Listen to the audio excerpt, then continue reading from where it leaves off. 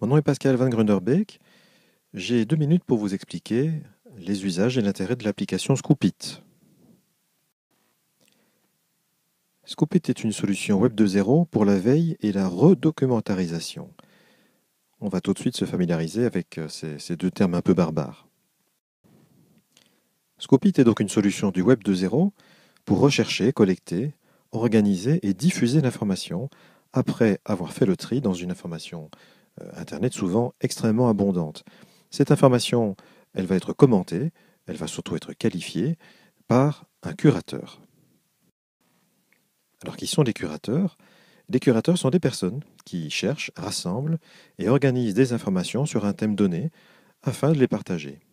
L'objectif de la curation est d'obtenir une information de qualité après avoir fait le tri dans l'excès d'informations disponibles sur le web.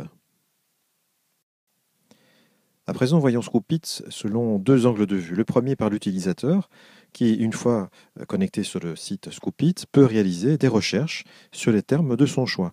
La partie gauche de l'écran montre une recherche sur le mot e-learning et la partie droite montre le résultat des différents sites qui sont gérés par différents curateurs sur cette thématique autour du terme e-learning. Scoopit vu par le curateur. Une fois connecté, il a la possibilité de consulter la progression dans le nombre de consultations des différents espaces qu'il gère.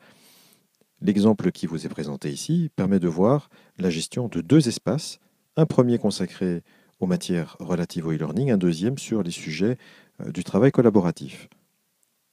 En appuyant sur le bouton New Scoop, le curateur a la possibilité d'ajouter une ressource web qu'il trouve pertinente et surtout, c'est tout l'intérêt de Scoopit, d'y ajouter une information, un angle de vue, des éléments qu'il a trouvé pertinents, afin éventuellement de rendre service à d'autres personnes en recherche sur ces sujets.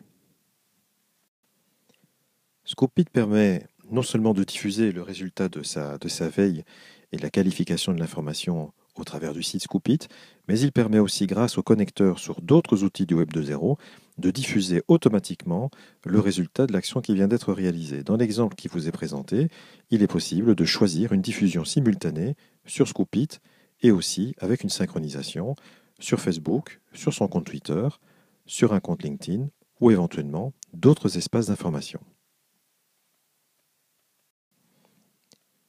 Il me reste à vous remercier de votre attention et je vous dis à bientôt.